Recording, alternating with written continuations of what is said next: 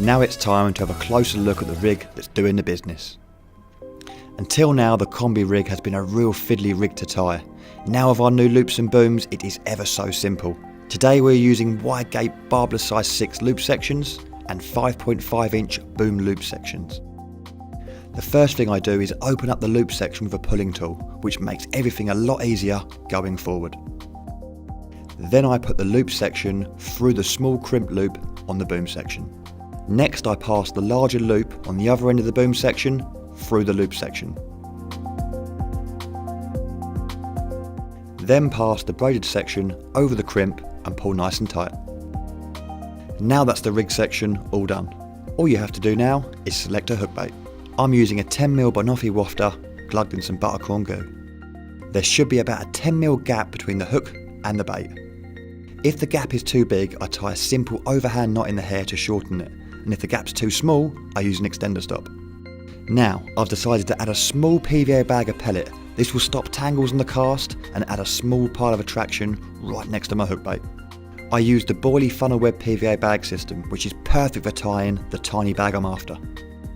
Firstly, making sure there's a knot at the end of the funnel web, pour a very small amount of 6mm pellet into the end of the tube.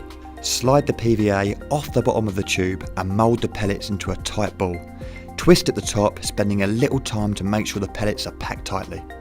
Now tie an overhand knot and pull down on top of the pellets as tight as possible, followed by another knot 5mm further up the PVA.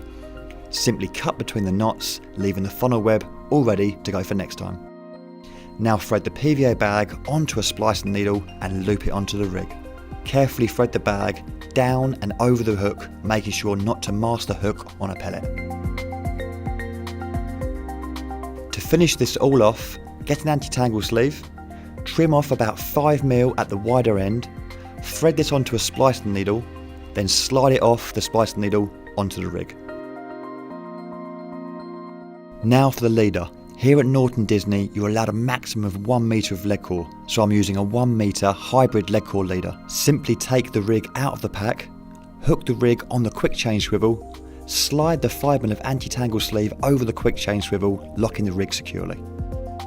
To make sure the lead drops off even easier, I trim off 5mm off the lead clip tail. Slip the 3.5 ounce lead onto the clip and push a moistened towel rubber just over the clip.